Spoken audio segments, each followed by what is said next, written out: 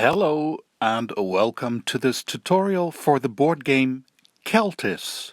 There is another game out there called Lost Cities the board game. If you happen to know that, then you'll know exactly how to play this one apart from two details. Because that basically is the same game as Keltis by the same game designer. But that's fine, it's a nice uncomplicated game and it's open to other themes. So, Keltis, how does it go? You are going to play until there are 5 player pieces beyond this line. Then the game immediately ends and whoever has the most points wins the game. You get points for wherever your pieces are on the board and points for how many gemstones you have in your collection. Be careful, the board, as well as the gemstones, could give you minus points. Keep an eye out for it. Anyway, play until there are 5 pieces past this line, then it ends and you count your points. How to count your points from the board is easy. The numbers are written on the board. If one of my pieces is here, I get these points. And then I look at my other pieces. The points for gemstones is also easy. It's written here. This is what you get when you have 0 gemstones in your collection. If you have 1 or 2 and so on. You do all this counting at the end of the game. Next, what do you do when it's your turn? You can do 2 things. 1. Pass. Then you discard a card and you take a new one from the deck. Or 2. When it's your turn, play a card. In that case, you put a card in front of you. Let's pretend it's a blue one. There are blue cards with this symbol, and there is a blue track on the board with the same symbol. Play a blue card, and you get to move your player piece 1 space forward on the blue track. And then you end your turn by taking a new card. If you're not sure if you did that or not, always count how many cards you have in your hand at the end of your turn. It should be 8 cards. You always have 8 cards in your hand. So again, when it's your turn, you can pass to discard a card and take a new one, or you can play a card to go forward 1 space on the track of the same color, and then you take a card from the deck. Now, let me explain the rules for this, because there are rules, of course. How do you play a card? Can you just play any card? No, you can't. The only thing that you're free to choose is which color you want to play. That's completely up to you. By now you understand you have to play these cards to go up on the tracks. And going up on the tracks gives you points at the end of the game.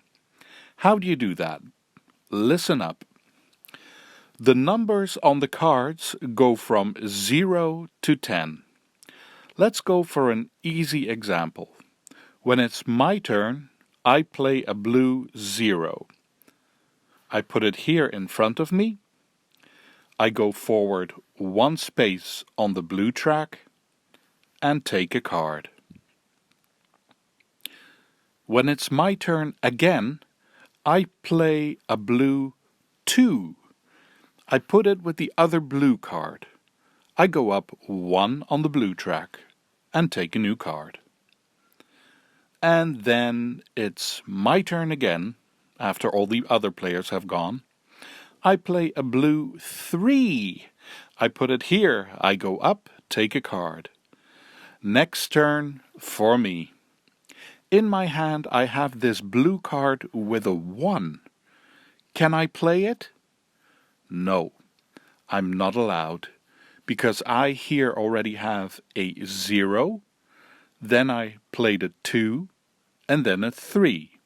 So, if I wanted to play the 1, I should have played that before I put down the 2.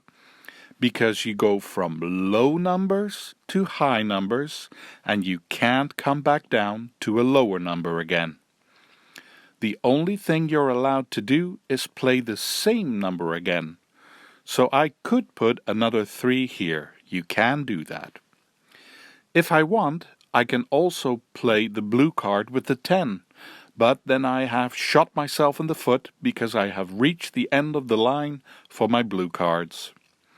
So go as slowly from low to high as you can. This is how you play the cards that make you go up on the tracks. Don't forget, you choose which color card you want to play when it's your turn. You make rows of all the colors right here in front of you. You decide. You can do a yellow one, and then another yellow one, then a green one, and then yellow again, and then blue, whatever you want. So, from low to high. Is that the only way you can go? No. If you want to, you can also go from high to low. So you start with a 10 or a 9, whatever you have in your hand, and then you go down to 0. So a 7, a 6, another 6, a 5, and so on. You can go from a low number to a high number, or from high to low. And that's it. This is how you play Keltis. I've got a few details left for you. Let's start with a familiar one. Remember that you also get points for gemstones? Well, whenever one of your pieces lands on a gemstone on the board, you take it and you keep it. Next, these are your pieces. But what's with the big one? Also easy. Wherever the big one is at the end of the game, you get double points. So if the big one is here at space 10, I get 20 points. Double points for the big one. While I'm here, another detail. All players can be on the same space, but only one player can be in the top space. There's only room for one piece in these. And the last bit. You see that there's other stuff on the board? What do they mean? Remember that when you land on a gemstone you take it? All these other tokens, you leave them. Don't pick them up. They always stay where they are. When you land on this 1, you get 1 point immediately. When you land on the 2, you get 2 points. And when you land on the 3, yes, you get 3 points. And then the last one is this tile. What happens when you land on this one? This is a nice one.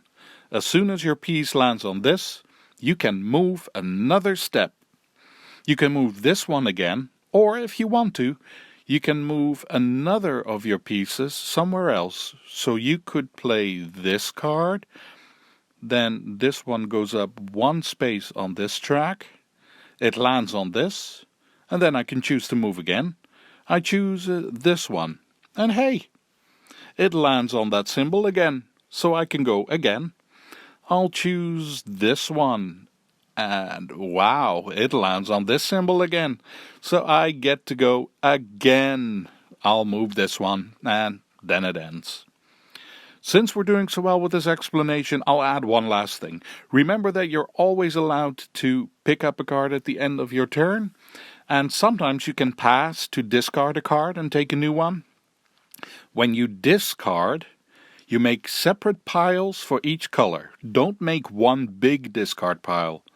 When you take a card at the end of your turn, instead of taking one from the deck, you can take it from one of the discard piles instead. And done. Play until 5 player pieces are beyond this border, then count points. These points from the board, plus your gemstones. Play a card to move up. With your cards, either make rows from low to high or high to low, and keep an eye on the tokens on the board. Told you it was a simple game? I like it. Sometimes I'm in the mood for a long complicated cranium cracker, sometimes a lighter game. I hope you feel you understand what to do to play this game, and that you'll enjoy it. Thank you for watching, and see you for the next one.